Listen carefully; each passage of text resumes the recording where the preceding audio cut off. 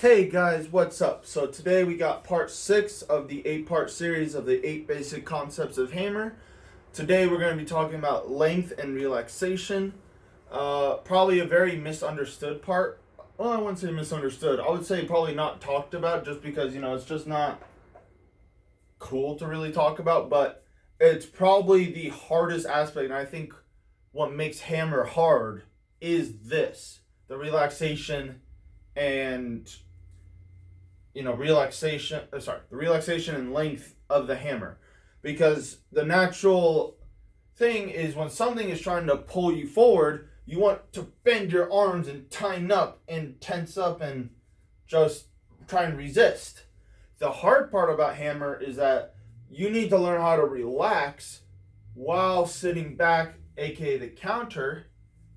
But the hard part of that is the relax part.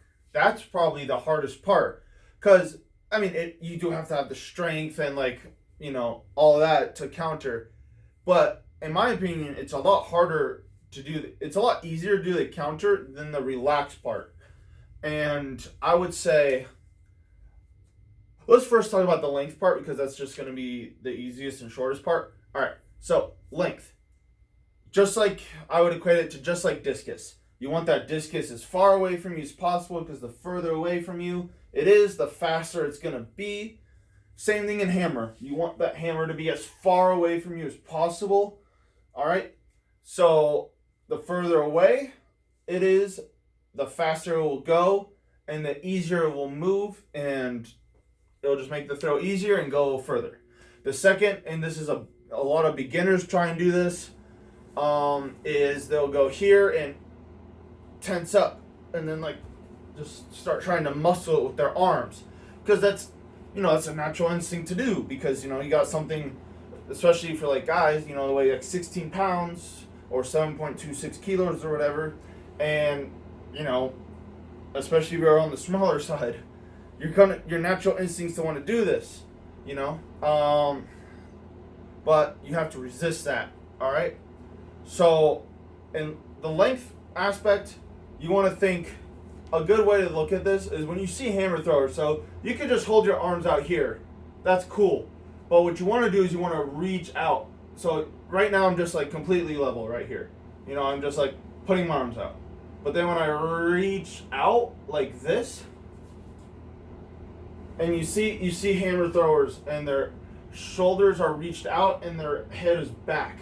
And this gives you the maximum length, all right, of the hammer.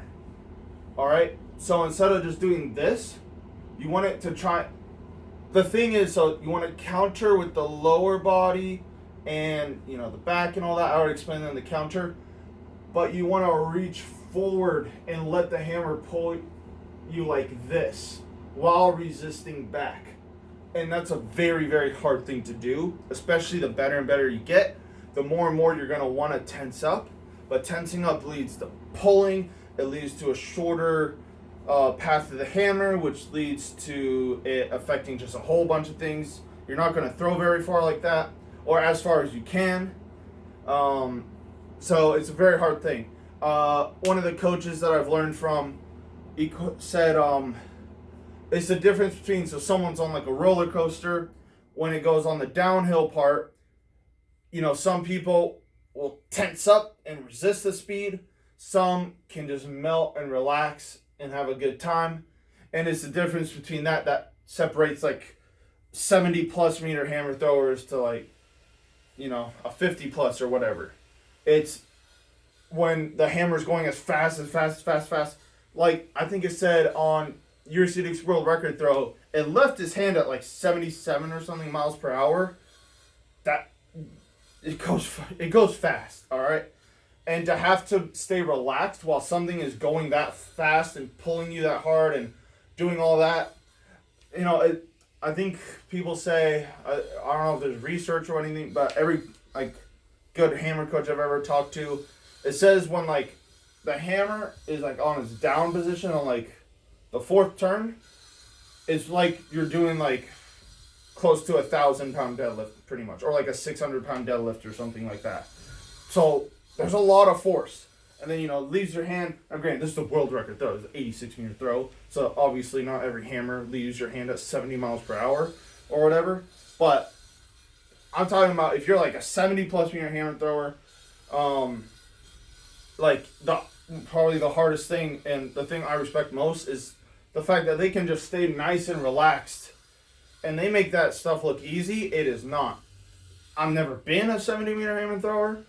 I know a lot of 70-plus meter hammer throwers, actually, surprisingly. They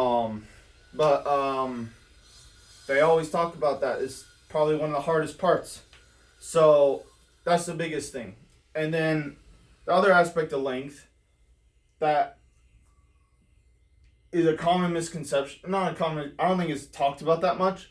But you want every turn to be longer than the next. So you want, on your first turn, there's not that much tension. Well, there's tension, but there's not that much force yet. But by your second, the hammer should get a little longer.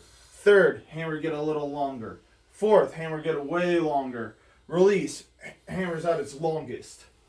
And you'll notice that with really, really top tier hammer throwers, each turn it looks like the hammer's further away from them. All right? And that's just because, the more you counter, the more you relax, the farther away it can get. And, that means the more speed it can pick up and the farther it'll go. So that's another thing.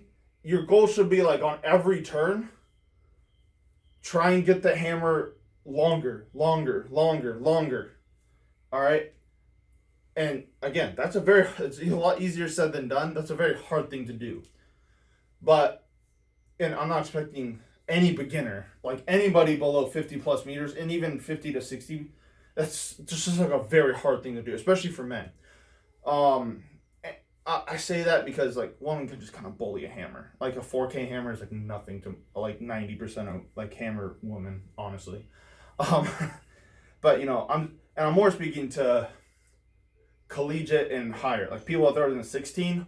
That's a very hard thing to do to resist those forces. All right. And especially if you're throwing overweight, like 20 pound and, like whatever. Like that. Having done that, I didn't like it. All right. So that's the length part. Now the relaxation part, already touched on that roller coaster analogy and all that. So the relaxation part is, it's the hardest part, honestly. Because, like I said, the natural tendency when you are going that fast is to tense up because your body's going to be like, oh, something's trying to pull me forward. Let me try and resist it to save myself because your body's going to feel like it's in danger. You have to retrain your brain not to do that. And that's a very hard thing to do. But you have to kind of just melt against the hammer and let it do it. Like I said, I think in the last video I made, you can't resist what the hammer wants to do. Your whole job in the counter is to just try and not let it pull you forward or back or whatever. So the counter is so you don't just fly out of the ring.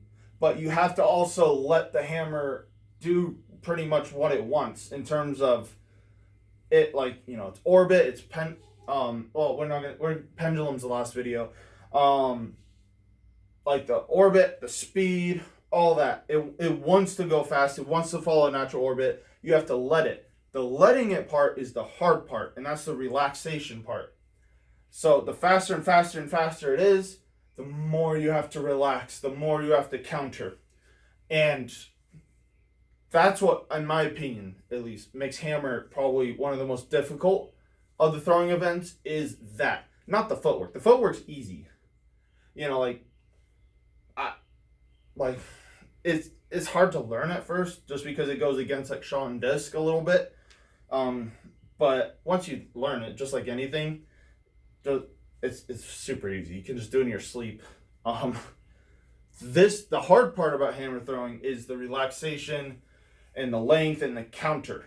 That's the hardest part. And I would say the relaxation part more because like if you're just strong enough, you can counter it. The relaxation with the counter is the hard part. And I think that's what separates elite level and down.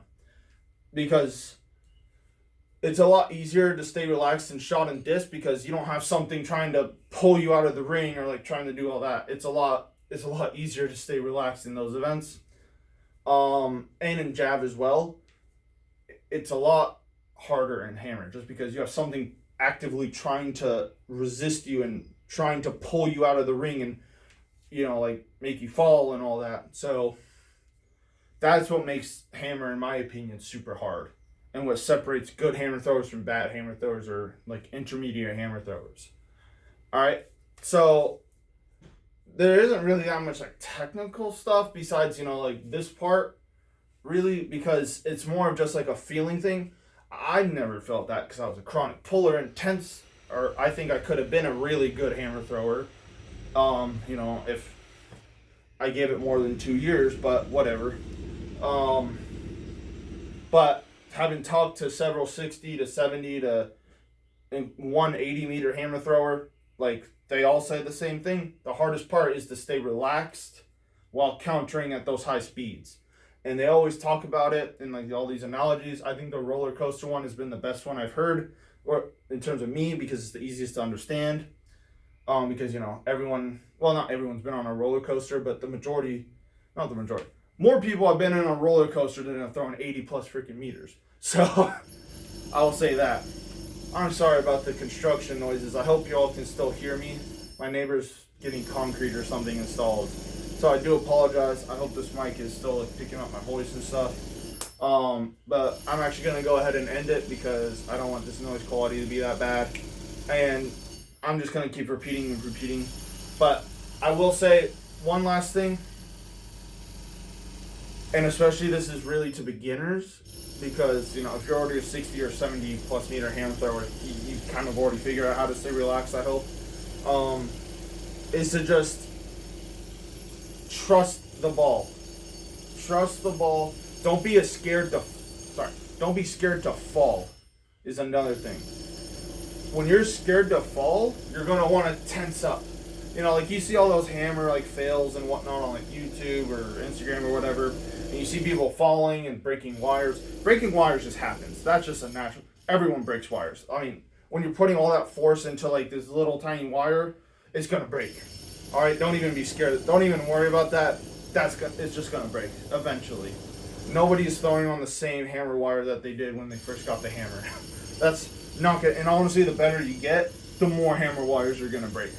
All right, so just get used to that. And that's probably going to make you fall, depending on what turn you are and whatnot, or where you are in the throw. But also, don't be afraid to fall. All right, do not. When you're scared to fall, just like at shot put and discus, you're going to do a bunch of weird stuff that you think are going to help you stay in the ring or like not make you fall. Chances are if you're scared to fall and you try and do stuff to make you not fall, you're just going to fall. All right? The throw, and this is for each event, the throw is designed to stay in the ring and be on your feet and be balanced. So if you just do the throw correctly, you'll stay in the ring, you'll be safe, you'll be balanced, and you'll throw far. That's literally the whole thing. Like, why would the throw be designed to make you fall? You are the one that makes you fall, unless, the hammer wire breaks or whatnot. So, just trust yourself that you're not going to fall. And, sometimes, especially when you're beginning, you're going to fall. Because you're learning how to throw it correctly. And, even sometimes, the best people in the world, they fall. It's okay. People fall in hammer. Don't be scared about that. It'll hurt. Cool. Whatever. Be tough. Alright? But if you're scared to fall, and this goes for basically every event, you're just not going to be able to throw a hammer far. Alright? Because you're not going to try and apply as much speed and power as you possibly can into the hammer. And you're just going to be scared to throw it, and you're not going to throw far. So what's the point in you throwing if you're going to be scared of the hammer? Alright? So, yeah. It's like the toe board scare. People are like, oh, what if I fall on the toe board and break my ankle? Just throw correctly, and you won't. That's really it. I know that's me kind of being like, but, I'm trying not to curse or anything, but like, you know what I mean. But, really, just like try and do the throw correctly. If you do the throw correctly, you're not going to hit the damn toe board. So don't. just like in hammer, if you do the throw correctly, it's a higher probability of you falling than in Sean disc, just because a wire snapping, a swivel breaking, something happening, a handle breaking or whatever, it slips out of your hand because it's a slippery grip, whatever. There's a higher probability, but don't be scared to fall. All right, because that also affects your length, your counter, it affects everything. Especially affects your relaxation. Because people who are scared to fall are going to try and do this and try and protect themselves by keeping the hammer close to them because they feel like that'll be easier to stop them. It will be, but it's not going to go far. So what's the point of you throwing if you're scared to throw it far? All right, so that's really my big spiel. I hope you guys heard that over the construction noises, but yeah, thanks for watching. This is part 8. Part 6. Part 7 is the release, and then part 8 will be the pendulum. So look forward for that for next week, and thanks for all for watching. Hope you guys had a good time watching this video, and see you all later. Bye.